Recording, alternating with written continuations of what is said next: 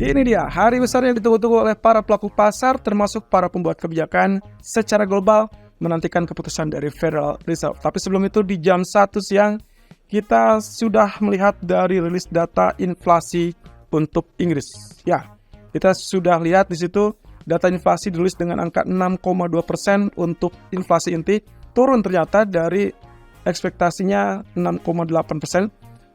Previousnya 6,9%. Sementara untuk basis tahunan yang diharapkan naik 7,0 dari 6,8 ternyata turun ke 6,7%. Jadi kali ini tidak ada alasan untuk Bank Sentral Inggris atau BOE besok untuk melanjutkan kenaikan after September. Tapi dipastikan besok akan naik 25 basis point. Itu saja. Dan itulah yang membuat kenapa pound sterling mulai penurunan.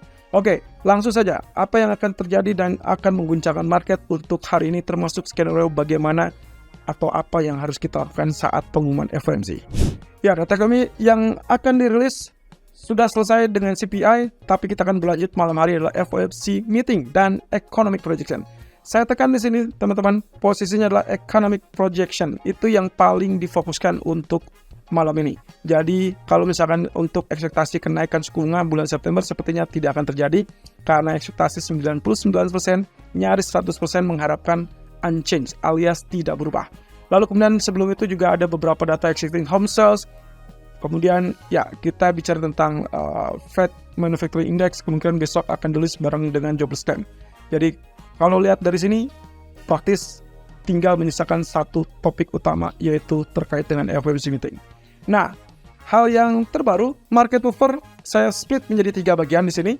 Pertama adalah proyeksi ataupun potensi minyak mentah WTI yang diperkirakan segera muncul level $100 per barrel. Ini akan sangat antusias bagi yang sudah melakukan buy posisi untuk crude oil tentunya.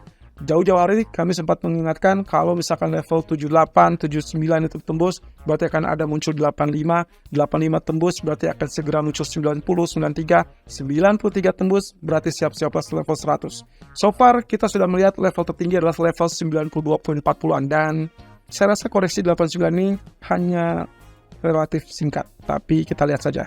Mungkin saja sampai nanti malam akan ada katakanlah penekanan sampai level 86 atau mungkin 87. Tapi yang jelas, semua itu akan mempengaruhi tindakan apa yang akan dilakukan oleh Bank Sentral. Oleh karenanya, kenaikan minyak mentah sampai level $100 itu akan membahayakan bagi upaya Fed, BOE, atau bahkan ECB dalam upaya mereka untuk menekan inflasi. Sementara untuk BOJ, kelihatannya nggak ada masalah sebetulnya karena mereka masih tetap inflasinya berada 3,2%. Tapi of course, target secara global Bank Sentral menginginkan inflasi adalah 2%. Nah, sementara untuk yang kedua adalah terkait dengan keputusan Bank Sentral. Ada Fed, ada BOE, dan BOJ. 3 hari beruntun, teman-teman, di jam yang tidak berjauhan. Jadi hati-hati, gejolak pasar, saya sudah ingatkan di hari Senin kemarin, gejolak pasar akan dimulai di hari Rabu, Kamis, Jumat. Sampai akhir pekan, jangan tutup mata, jangan tutup telinga. Semua ini akan menjadi concern global. Nah, terkait Bank Sentral, ini adalah fokus utamanya adalah terkait dengan masalah inflasi tentunya. Inflasi karena kelangkaan pasokan, inflasi karena tingkat permintaan, inflasi karena kenaikan upah, dan jangan lupakan terkait dengan potensi dari kenaikan harga minyak mentah. Nah, kemudian ancaman perlambatan ekonomi yang pelan-pelan menggerus perhatian dari ECB maupun Bank of England. ECB minggu lalu memutuskan untuk menaikkan suku bunga 25 basis point dan dinyatakan bahwa hal tersebut adalah kemungkinan kenaikan terakhir. Ya, walaupun Christine Lagarde sepertinya menyangkal bahwa itu adalah kenaikan terakhir, mereka masih tetap bisa menaikkan suku bunga. Tapi besok BOE, Bank of England, karena memang pertumbuhan ekonominya cenderung melambat dan kita sudah lihat GDP berada di bawah 0%, maka itu menjadi catatan khusus. Dan katanya juga kemungkinan besok adalah kenaikan suku bunga terakhir. Walaupun kita sama-sama tahu inflasi dari zona Eropa ataupun inflasi dari Inggris kecenderungannya masih tetap di atas 5%. Bahkan satu catatan ECB masih di 4%. Tapi kemudian Bank of England berkendala dengan inflasi yang ada di 6,8%. Kita belum tahu ini akan terjadi kejutan apa. Tapi kalau misalkan dari posisi tadi inflasi sudah turun, ya kemungkinan kita masih bisa melihat kenaikan cuma 1 kali, kemudian mereka akan mempertahankan suku bunga lama.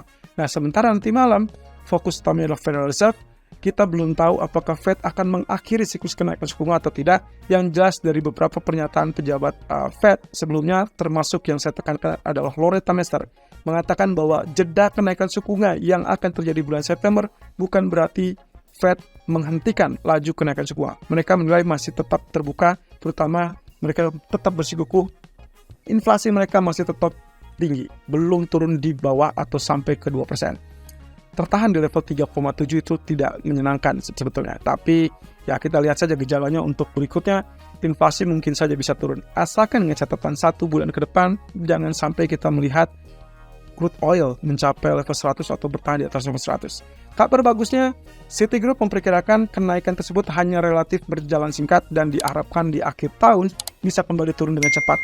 Mungkin kisaran $80 atau $84. Tapi malam ini sudah 89 atau mendekati 86, saya rasa setidaknya menjelang Fed biarkan dia stabil di situ.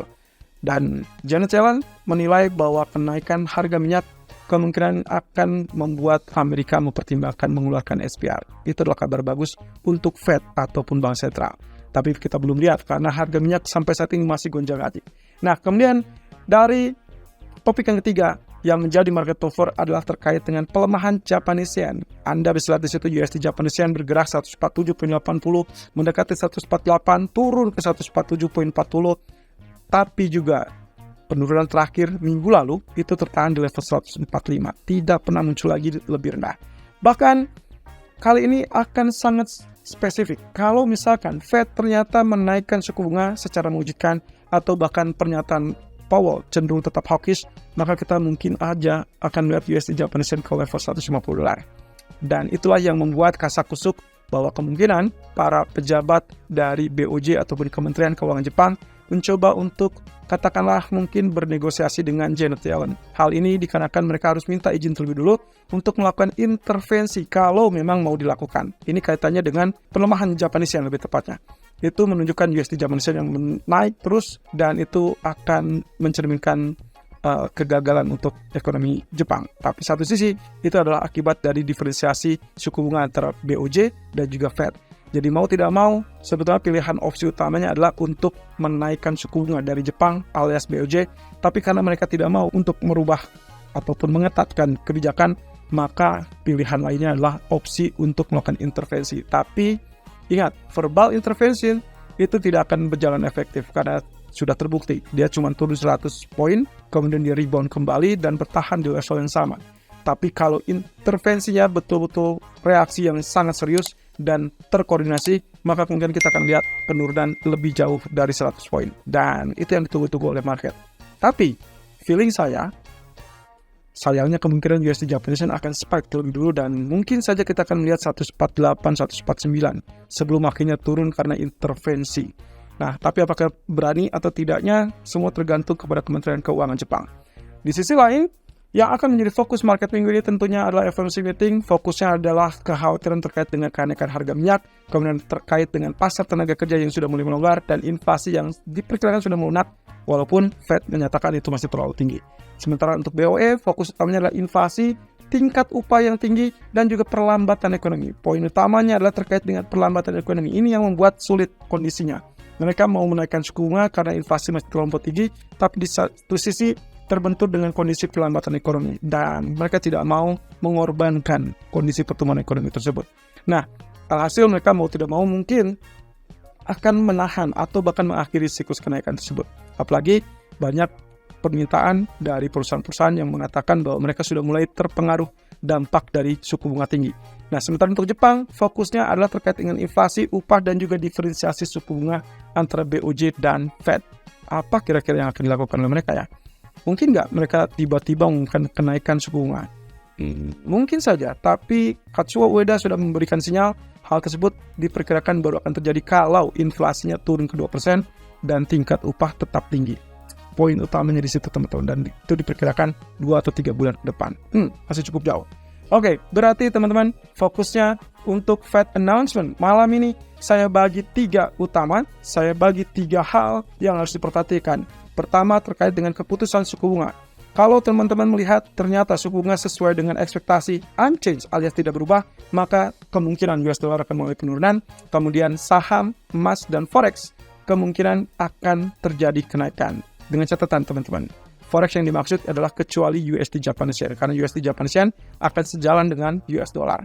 Di sisi lain, kalau terjadi kejutan kenaikan 25 basis point, ini adalah dolar akan melakukan rally, dan itu berarti problematik untuk saham terutama dan juga emas.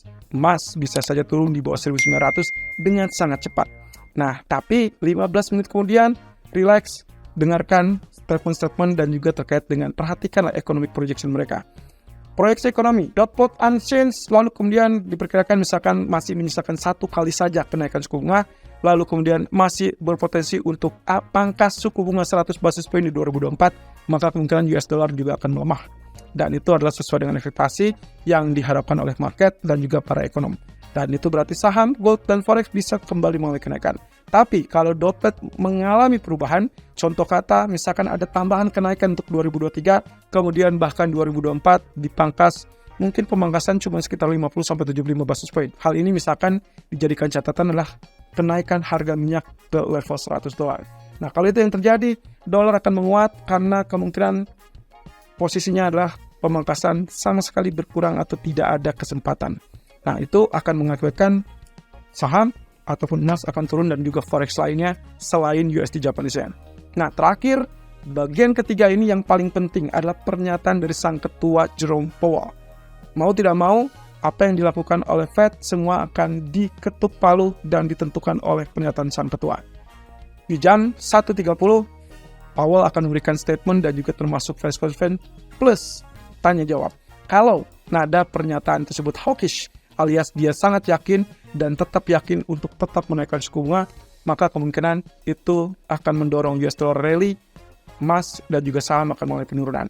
Tapi kalau less hawkish dengan catatan misalkan mereka hanya menahan suku bunga tinggi dalam beberapa waktu lama untuk memastikan inflasi turun, tapi juga tidak menyatakan terkait dengan pemangkasan suku bunga apapun, tidak apa-apa. Yang penting itu adalah less hawkish. Sinyal seperti itu kemungkinan akan direspon oleh market untuk dolar yang melemah dan juga jangka pendek emas ataupun saham bisa mengalami rebound.